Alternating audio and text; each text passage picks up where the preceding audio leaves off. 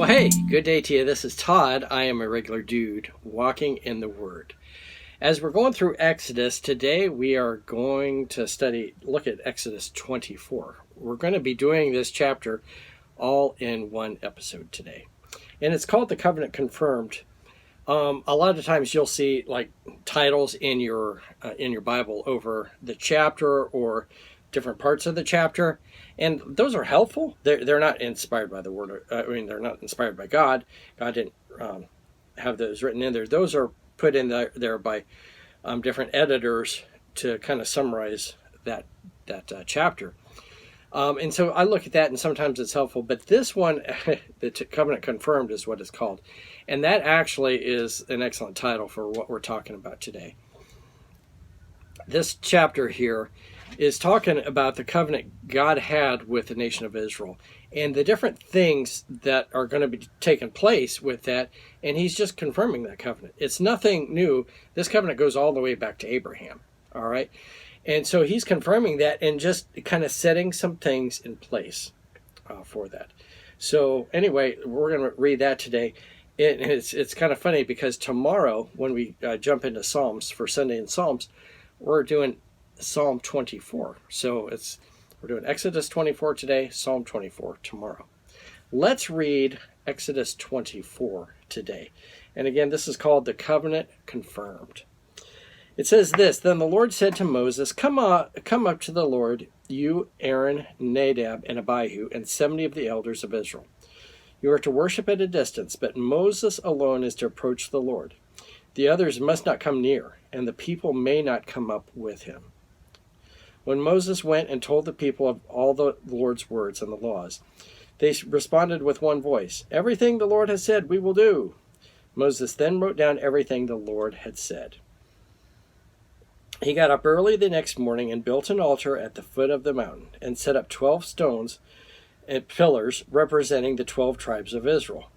Then he sent young Israelite men, and they offered burnt offerings and sacrificed young bulls as fellowship offerings to the Lord. Moses took half the blood and put it in the bowls, and the other half he splashed against the altar. Then he took the book of the covenant and read it to the people. They responded, We will do everything the Lord has said, and we will obey. Okay, again, this is not the first time they've said, we're going to do everything the Lord has said, and this is not the first time they've had sacrifices. So it's just, again, confirming what the Lord has already said. Verse 8, Moses then took the blood, sprinkled it on the people, and said, This is the blood of the covenant that the Lord has made with you in accordance with all the words. The blood is part of this whole covenant, okay? And you will see that play out all the way through the New Testament, and it's a very significant part when Jesus is crucified. That blood is payment for us. His blood is payment for us. So the blood is a huge symbol. All right. Verse 9, Moses, Aaron, and Nadab, and Abihu, and the 70 elders of Israel went up and saw the God of Israel. Under his feet was something like a pavement made of lapis lazuli, and a bright blue as the sky. But God did not raise his hand against these leaders of the Israelites. They saw God, and they ate and drank. Okay. Huge thing here. These guys actually saw God. I don't know if they saw all of him. It talks about later on one of the prophets, wants to see God. It might be Moses. One of them says, I want to see you. I want to see your presence. And God says, you're only going to see the back of me. All right. But it says here that these guys saw God, part or whole, I don't know, okay? But it also makes it clear that they didn't die as a result of that. Verse 12, the Lord said to Moses, Come up here to me on this mountain and stay here, and I will give you the tablets of stone with the law and the commandments I have written for their instruction.